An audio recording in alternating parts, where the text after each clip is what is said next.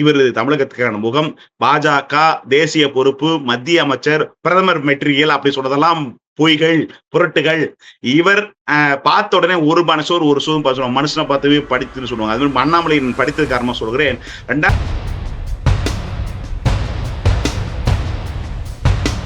அதனால அண்ணாமலை அவர்களும் தமிழகத்தில் கிராமப்புறங்கள், நகரப்புறங்கள் எல்லாம் மக்கள் நல்ல நல்ல அபிப்பிராயத்தை வைத்திருக்கிறார்கள். அதை ஒருநிலைப்படுத்துவதற்கு, வாக்களை அணுகுவதற்கு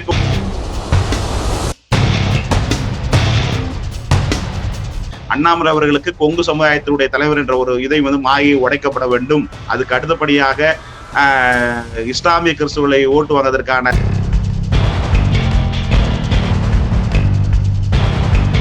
அந்த ஓட்டு ரேஸ்க்கு ஓடுனும் கண்ணா, ஓடு ஓடு ஓடு ஓடு ஓடிட்டே இருக்கணும். இப்ப ஓடுறதெல்லாம் நொண்டிக்கிற மாதிரி ஒன்னா வேலைக்காது கண்ணா. கிட்டத்தட்ட 33% ஓட்டை அவர் டார்கெட் பிக்ஸ் பண்ணி வேலை செய்யணும்.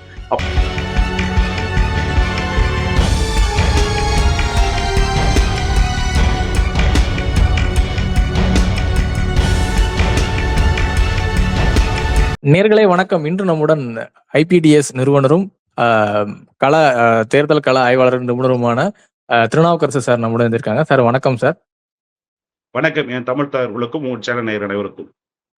தமிழக வெற்றி கழகம் ஆட்சி கட்டலில் அமர்ந்து விட்டது. இந்த தேர்தல் முடிவு சொல்வது என்ன? தமிழகத்துல பாத்தீங்கன்னா சாதி மதங்கள் கடந்து வாக்களிக்கக்கூடியதும் புதுசு.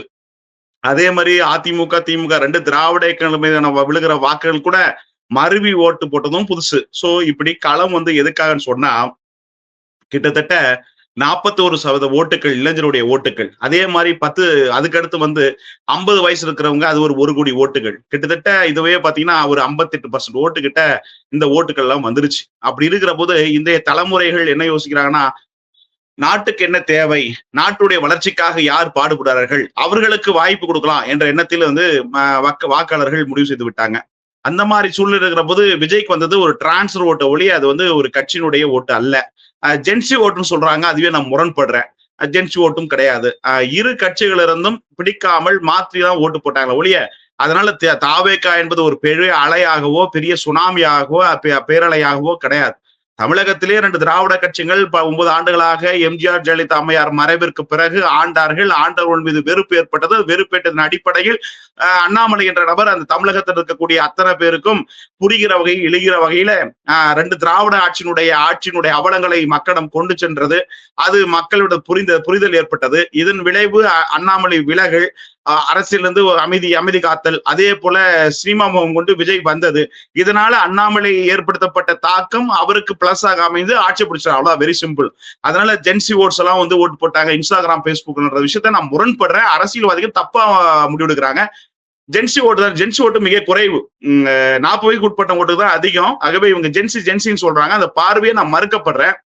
அதனால தமிழகத்தை பொறுத்தவரை புதியவர்களுக்கும் திறமையானவர்களுக்கும் நல்ல நிர்வாகம் நடத்தக்கூடிய யார் ஒரு வந்தாலும் அவர்களுக்கு இனி ஒரு காலத்து களத்திற்கு வாய்ப்பு இருக்கதாக எடுத்துக்கொள்ளலாம். சார் அப்படி பார்க்கும்போது எதனால நாம் தமிழர் கட்சிக்கு அவங்க வாய்ப்பு அளிக்கல? அவங்க ஒரு மாற்றம் நாம் தமிழர் கட்சி தவறு செய்து விட்டது சகோதரா. அதாவது தமிழகத்தில் அவருடைய அரசியல் புரிதல் இல்லாமல் அண்ணன் இயங்கிக் கொண்டிருக்கிறார். குறிப்பாக தமிழ் தேசியம் இந்த மண்ணில் ஒர்க் அவுட் ஆகாது. தேசியமும் இந்த மண்ணில் ஒர்க் அவுட் ஆகாது. தமிழ்ல நலன் சார்ந்த தமிழருக்காகவே இருக்கிற அமைப்புகளுக்குத்தான் வாழ்வாக இருக்கிறது. கழகங்களிலிருந்து ஒரு கழகம் உதயமானது. அதுபோல் யார் ஒருவரும் வருபவர்கள் தமிழக நலன் சார்ந்து தமிழக தலைவர்கள் யார் பாடுபட்டார்களோ அவர்களை முன்மொழிகின்ற விஷயத்தில் முன்னெடுப்பவர்களுக்கு எதிர்கால வாய்ப்பாக இருக்கும். அப்படி பார்க்கிற போது அவர் அரசியல் மேற்கொண்டது, விஜய் அவர்களை கடுமையாக எதிர்த்தது, அவருக்கு ஆதரவு குறைவாக இருந்தது. அவர் அரசியல் போக்கள் சற்று பாதை மாறிக்கொண்டு செயல்பட்டார். தேர்தல் அரசுக்கு ஏற்றாற் போல கட்சியையும் அதனுடைய அணுகுமுறையையும் அதனுடைய யுக்திகளையும் செயல்பாடுகளையும் செய்யாமல் பாதை மாறி போவதற்கான விளைவுதான் அவர் தேர்தல்களில் தொடர்ந்து தோல்வியை சந்திக்கிறது. இனி வரும் காலத்திற்கும் அதே நிகழ்வு தான் நடக்கும். ஏன்னா போட்டிகள் அதிகமாகிவிட்டது, தலைவர்கள் அதிகமாகிவிட்டார்கள். அதனால தயவு செஞ்சா சீமானுடைய அண்ணனுடைய பார்வை தேர்தல் அரசியலுக்கான பார்வையா இருக்கணும். புரிதலோடு அரசியலை அணுகிறவர்களுக்கும் நான் கூட அவரிடம் பேசுகிற போது உள்ளபடியே நான் வருத்தப்படுகிறேன். என்று சொல்கிற போது ஒரு சிறந்த பேச்சாளர், ஒரு சிந்தனையாளர், ஆனா புரிதல் இல்லாமல் இருக்கிறார் என்றது நான் பதிவு செய்யப்படுறேன். சோ தேர்தல் அரசியல அவருக்கு சொதப்பிட்டு இருக்காரு. இதே நிலைமை தொடர்ந்து அந்த கட்சி காணாமல் போகிற கட்சியாக உருவெடுக்கும். வருகிற காலங்களிலாவது யாருடன் கையிலாவது ஒட்டி கொண்டு சீட்டுகளை பெற்று உள்ளே செல்லலாம் என்ற நோக்கத்தில் இருந்தால் அந்த கட்சி உயிரோட்டம் கிடைக்கும். இன்னைக்கு தேமுதிக என்ற இயக்கம் பாருங்க, விஜயகாந்த் மறைவிற்கு பிறகு அந்த இயக்கம் இந்த அளவுக்கு இருக்கிறது பெரிய விஷயம். அந்த அம்மையார் அவர்கள் சந்தர்ப்பவாதின்னு சொல்லலாம். அதன் அடிப்படையில சரியான நேரத்துல சரியான முடிவு திமுக கிட்ட போயிட்டு இன்னைக்கு ராஜ்யசபா எம்பி 1, அதுக்கடுத்து எம்எல்ஏவோட இன்னைக்கு அந்த கட்சிக்கு அங்கீகாரமும் ஒரு உயிரும் கொடுக்கப்பட்டிருக்கிறது. அதுவே பெரிய விஷயம். அது போல தொடர்ந்து தோல்வியை சந்தித்துக் கொண்டிருக்கிற நாம் தமிழர் அவர்கள் கட்சிக்கு உயிராக கொடுக்கணும். அந்த உயிர் கொடுக்காம தொடர்ந்து இருக்கு இந்த மாதிரி போக்கு அவருடைய கட்சி இப்ப காணாமல் போகிறதுக்கான சமிக்கையாக ஏற்படும். இனி வரும் காலத்துக்கு அவர் சிந்திக்கப்பட வேண்டும். ஆகவே நாம் தமிழ் சீமான் அவர்கள் ஒரு பேருள்ள கட்சியாக இருக்கும். ஆகவே வருகிற காலகட்டங்களில் அதாவது சரியாக சொல்லணும்னு சொன்னா மே மாசம் கூட ஆட்சி கலந்து புதிய தேர்தல் வருவதற்கு வாய்ப்பு இருக்கிறதா கூட நான் பார்க்க போறேன். சார் இந்த இந்த செய்தி உண்மையிலே ஷாக்கிங்கா இருக்கு. அதுக்கான விஷயம் நடந்து கொண்டிருக்கிறது. நிச்சயமாக காலம் வருகிறது, உங்களுக்கு புரியும். அதை கடந்து எப்படி பார்த்தாலும் இந்த ஆட்சி 29 தொடர்வதற்கு வாய்ப்பு ரொம்ப குறைவாக இருக்கிறேன். மிக மோசமான ஒரு அட்மினிஸ்ட்ரேட்டிவ் போயிருக்கு. இன்னைக்கு கூட நான் கோட்டைக்கு போயிட்டு வந்தேன். அங்க இருக்கிற தரவுகள் எல்லாமே தரவுகள் சேகரிச்சு வந்தேன். அதிகாரியுடைய செயல்பாடுகள், அமைச்சருடைய செயல்பாடுகள் எல்லாம் தரவுகள் சேகரிச்சு வந்தேன். இந்த கவர்மெண்ட் நடத்துற முறையே தவறுதலா போயிட்டு இருக்கு. இது ரொம்ப பின்னாடி போயிட்டு இருக்காங்க. இதனால மக்களுக்கு தான் பாதிப்பு ஏற்படுவாங்க. யாருக்குமே என்னன்னே தெரியல, புரியல, அறியல. இந்த மாதிரி ஒரு கூட்டத்தை வச்சுக்கிட்டு 8 கோடி 5 கோடி 73 லட்சம் வாக்காளர்கள் வாக்களிக்கூடிய இடத்துல இப்படி ஒரு அவலத்தை நான் கோட்டையில இன்னைக்கு பார்க்க முடிந்தது. ஆகவே கோட்டையை கட்டி ஆளுகிற கோட்டைக்கு போற இவங்க என்ன பண்ணீங்கன்னா, மக்கள் தப்பு பண்ணிட்டாங்க. எதிர்கட்சி தலைவரா விஜய்க்கு வாய்ப்பு கொடுத்தணும் ஒரு முறை. அதுக்கடுத்து நல்லா பண்ணிதானா எதுக்கு முதலமைச்சர் கொடுத்துக்கணும். தமிழக மக்கள் மிகப்பெரிய தவறு செய்து விட்டாங்க. நான் இதுல உணர்றேன் சார். கண்டிப்பா. இந்த இடத்துல இந்த தேர்தல் ரிசல்ட்டை பார்த்துட்டு அண்ணாமலை அவர்கள் இந்த தனி கட்சிங்கிற முடிவு எடுத்தாரா? இல்ல சில பத்திரிகையாளர்களும் விமர்சகர்களும் சொல்வது போல் அவர் பாஜக இணைஞ்சப்பே அவர் ஒரு டார்கெட் செட் பண்ணிட்டாரு. அதுக்கப்புறம் தான் நம்ம ஒரு ஒரு ஒரு 5 வருஷம் அந்த மாதிரி அவர் செட் பண்ணிட்டு நம்ம எப்படியா இருந்தாலும் தனி கட்சி தொடங்க போறோம் அப்படிங்கிற முடிவுல தான் இருந்தாரா? இல்ல இந்த தேர்தல் முடிவு ஒரு மாற்றம் செஞ்சிருச்சா? உங்களுடைய பார்வையில எப்படி சார்? சகோதர கேட்டதற்காக ஒரு உண்மையை நான் பதிவிடுகிறேன். 2021 தலைவர் அண்ணாமலை அவர்களை நான் சந்திக்கப்பட்ட போதே நான் முடிவு செய்து விட்டேன். இவர் தமிழகத்துக்கான முகம், பாஜக தேசிய பொறுப்பு, மத்திய அமைச்சர், பிரதமர் மெட்டீரியல் அப்படி சொன்னதெல்லாம் பொய்கள், புரட்டுகள். இவர் பார்த்த உடனே ஒரு மனுஷன் ஒரு சூதும் சொல்லுவாங்க. மனுஷனை பார்த்து படித்துன்னு சொல்லுவாங்க. அது மாதிரி அண்ணாமலை படித்தது காரணமா சொல்கிறேன். 2023 என்னைக்கு பார்த்தோம் அப்பயே நான் முடிச்சு வந்துட்டேன். இந்த மனிதர் தமிழகத்துக்கான முகம், இந்த மனிதர் முதலமைச்சர் ஆவதற்கான முகம், இவர் நோக்கம் அதை நோக்கிதான் இருக்கும். பாஜக என்பதில் செயல்பாடுகள் நாட்கள் எண்ணப்பட்டதாக நான் அன்றே உணர்ந்தேன். இன்று நடந்ததாக நான் பார்க்கப்படுகிறேன். ஆகையினால இவர் இதுதான் அவர் செட் ஆகும். அவருடைய கேரக்டருக்கும், அவருடைய செயலுக்கும், சிந்தனைக்கும், அறிவுக்கும், தொலைநோக்கு பார்வைக்கும், இந்த மண்ணையும் மக்களையும் காப்பாற்றுகின்ற வகையில் ஒரு புதிய இயக்கம் தான். இதுதான் செட் ஆகும். மத்தெல்லாம் செட் ஆகுதுங்க அண்ணாமலை கேரக்டருக்கு, திரு அண்ணாமலையுடைய கேரக்டர்களுக்கு. புரியுது சார். நீங்க இன்னொரு ஊடகத்துல நீங்க சொல்லியிருந்தீங்க, இந்த மாதிரி பாஜகவில் இருக்கிறதுனால அவருக்கு ஒரு லிமிடேஷன் இருக்கு, சில வாக்குகள் அவரால் பெற முடியவில்லை, அவர் வெளியே வந்தாருன்னா நிச்சயம் அந்த அவரால் பெற முடியாத வாக்குகள்லாம் பெறுவார். எந்த அடிப்படையில் நீங்க சொல்றீங்க? அண்ணாமலை அவர்கள் இல்ல உடைச்சு பேசணும்னா சிறுபான்மையினர் மத்தியிலும் அவர் கிரேஸ் இருக்குதா அப்படிங்கிற ஒரு கேள்வி இருக்குல்ல. சவால் இருக்கு. இப்ப விஜய் வந்த பிறகு சவால் இருக்கிறது, எந்த மாற்றம் இல்ல. சிறுபான்மையர் பட்டியல் சமுதாயத்தை வாக்குகளை பெறுவது என்பது அண்ணாமலை அவர்களுக்கு மிகப்பெரிய சவால். அதே போல கூடுதலாக சவால் என்ன, பாஜக இருந்து பார்ட் 2 இன்னைக்கு தென்படுகிறது. இன்னைக்கு பாஜக இருக்கிற ஆட்களை சேர்ப்பது அதை விட பெரும் சவால். அது பெரிய லக்கேஜ், எக்ஸ்ட்ரா லக்கேஜ். அதாவது சுமந்து செல்வதும் அவருடைய வாழ்க்கையை பின்னாடி சொல்வதும் கட்சி ஆரம்பிக்க போயிடலாம். ஏன்னா மாறுவோம் மாற்றுவோம் என்ற புதிய சிந்தனையோடு மக்களை அணுகி ஈகிளிடர்ஸ் பவுண்டேஷன் மூலமாக இளைஞர்களுக்கு பயிற்சி கொடுத்தல், அதன் மூலமாக தலைவரை உருவாக்குதல் என்ற ஒரு உன்னதமான நோக்கத்தோடு செயல்படுகின்ற தலைவர்களுக்கு இன்றைக்கு இந்த மாதிரி கருப்பாடுகள் உள்ளே இணைந்திருப்பது மிகப்பெரிய கருப்பாடுகள், போலி ஆடுகள், பொய்த்தரமான ஆடுகள், வெளிவேசத்தோடு செயல்படுகிற ஆடுகள். இந்த கூட்டம் உள்ளே இருந்தால் அண்ணாமலை அவர்களுக்கு மிகப்பெரிய ஆபத்தாக முடியும். அவருடைய இலக்கு வெற்றி பெறுவது கடினம். ஆகவே இந்த கருப்பாடுகளை எல்லாம் விட்டு மாறுவோம் மாற்றுவோம் என்ற கான்செப்டிற்கு இணைய போல நல்ல ஒரு புதிய முகங்களை, புதிய தலைவர்களை நீங்கள் தமிழகத்திற்கு உலகத்திற்கு அடையாளம் காட்டப்பட வேண்டும். அடையாளம் காணப்பட்ட அவர்கள் முகங்கள் கிழிக்கப்பட்ட சமுதாயத்தில் ஏற்கொள்ளப்படாத நபர்களை உள்ளே இணைத்தால் அது உங்கள் வாழ்க்கையில் பின்னடைவாக வரும். அதற்கு உதாரணம் சேருகிற சில மனிதர்கள் மக்கள் மீதான பார்வை தவறுதலாக இருக்கிறது. அதை அவர் மாற்றிக் கொள்வார். அவர் மாறணும் முதல்ல, அதுக்கடுத்து சமுதாயம் மாறும். அதாவது நீங்க பாஜகவில இருந்து இருந்தவங்க அங்க போறத சொல்றீங்களா நீங்க? அதனால அவர் பக்கேச்சார் பாஜக இருந்து போறவங்களும் சில மனிதர்கள், அவங்களுடைய முகங்கள் மக்களுக்கு தெரியும். அவருடைய செயல்பாடுகள், அவங்க அந்த மனிதர்களுடைய செயல்பாடுகள் மீது நம்பகத்தன்மை தெரியும்.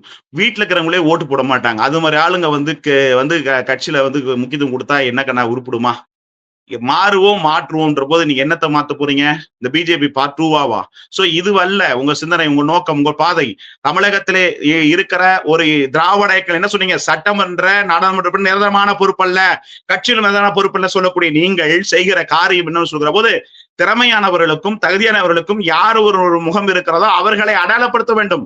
ஏற்கனவே அடையாளப்படுத்தி சமூகத்தில் கெட்ட பெயர் ஏற்படுத்துகிற நபர்கள், அவர்கள் மீது நம்பகத்தன்மை மக்களும் குறைந்திருக்க போது அந்த எக்ஸ்ட்ரா லக்கேஜ் வச்சு நீங்க என்ன பண்ண போறீங்க? வாட் யூ யூஸ் சொல்லுங்க, உங்களுக்கு என்ன பலன் இருக்க போகுது? அதனால இதெல்லாம் தள்ளுவண்டி, இதெல்லாம் எக்ஸ்ட்ரா லக்கேஜ் அண்ணாமலை அவர்களுக்கு. உங்கள் நோக்கம் சிதறுவதற்கு இவர்கள்லாம் உங்களுக்கு துணையாக இருக்க மாட்டார்கள். ஆகவே விழித்துக் கொள்ள வேண்டும்.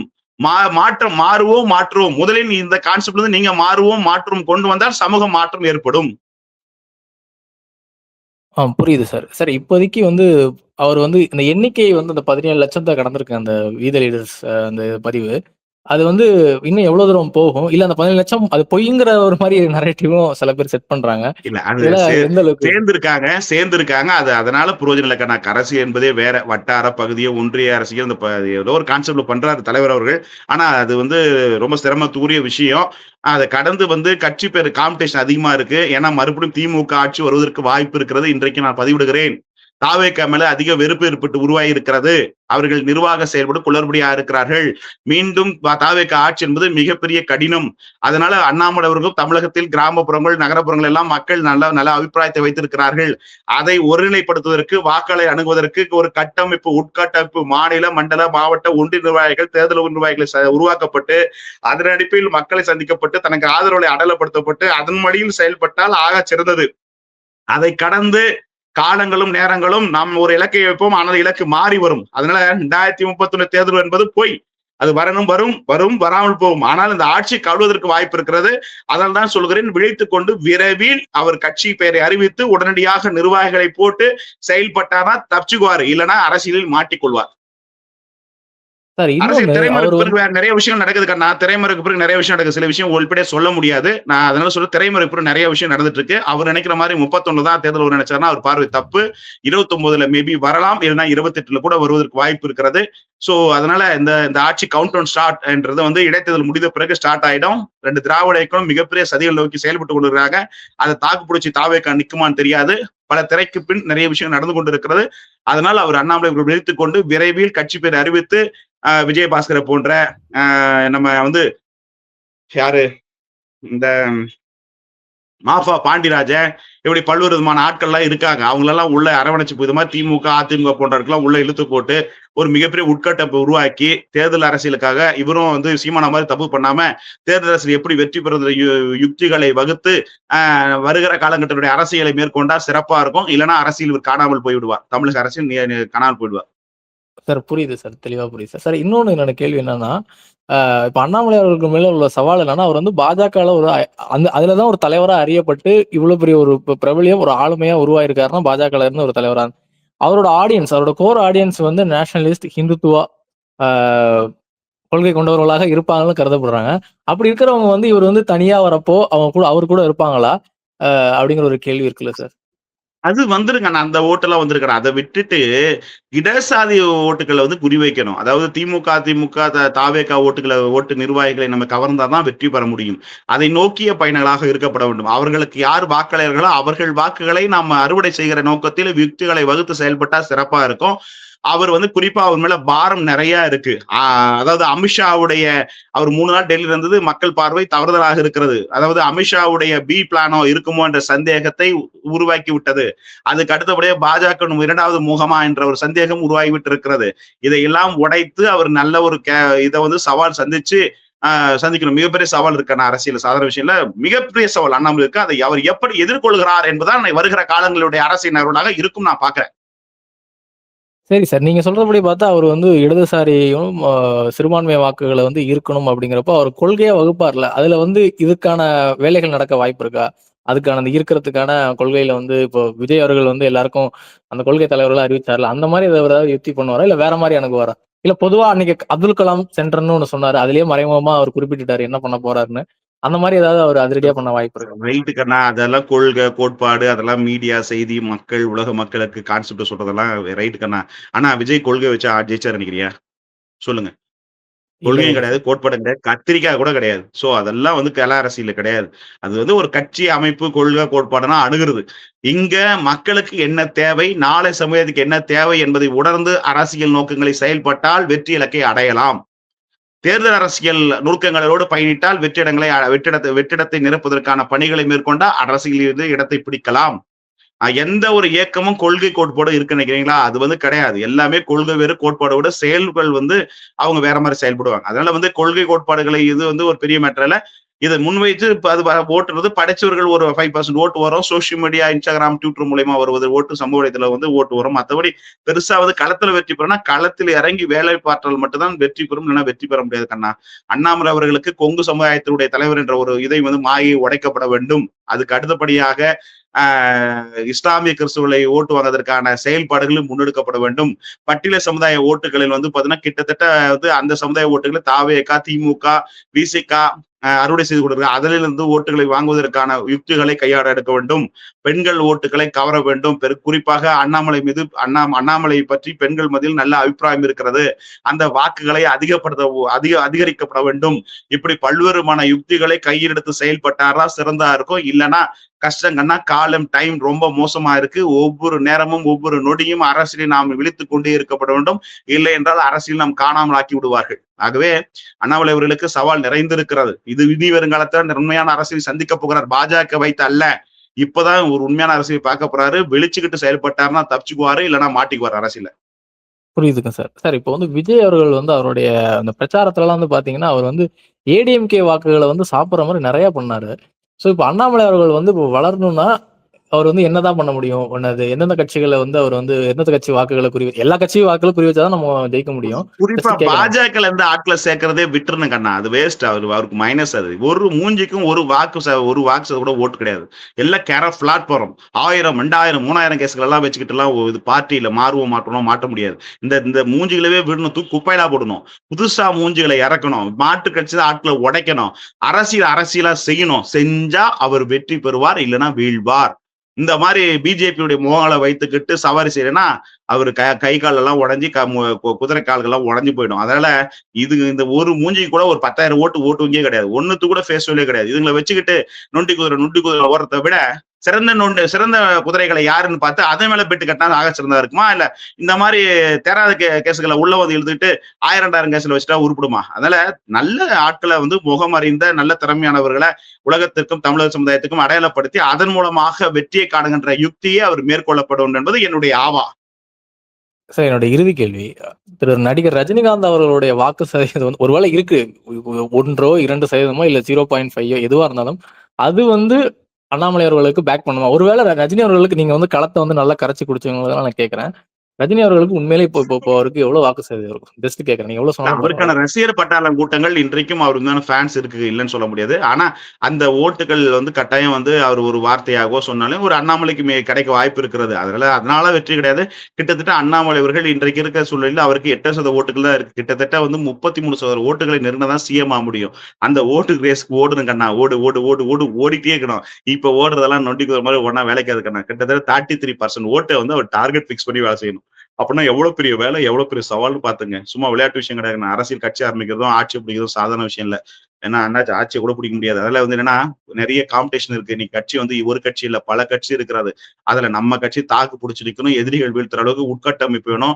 நிர்வாக கட்டமைப்பு இருந்தால் மட்டும்தான் எதிரியை வீழ்த்தப்பட முடியும். திரும்ப திமுக என்ற பெரிய கட்சி நிர்வாக கட்டமைப்பு கொண்ட கட்சி. முழுக்க தமிழகத்தில் நிர்வாக கட்டமைப்பு கொண்ட கட்சி. இந்த எலெக்ஷன் சரிச்சிருச்சுன்னு நினைக்க வேண்டாம். அடுத்த எலெக்ஷன் சரியிடுவாங்க. ஏன்னா அவங்க இப்ப முறையா தவறுதலை வந்து சரிப்படுத்துறாங்க. எப்பவுமே திமுக வந்து பாத்தீங்கன்னா வெற்றி என்பதை விட தோல்வி என்பது சுய பரீட்சையை அருமையா செஞ்சு கட்சியை பிக்கப் பண்ணிக்குவாங்க. சோ அதனால வந்து அதை எதிர்கொள்றது மிகப்பெரிய சவால். ஏன்னா உதயநிதி வேலை நாட்கள்ல உட்காருக்கணும். ஸ்டாலின் அவர்களுக்கு வயது 30 ஆயிடுச்சு. அதனால அது ஒரு பெரிய தலைவலியா இருக்கும்.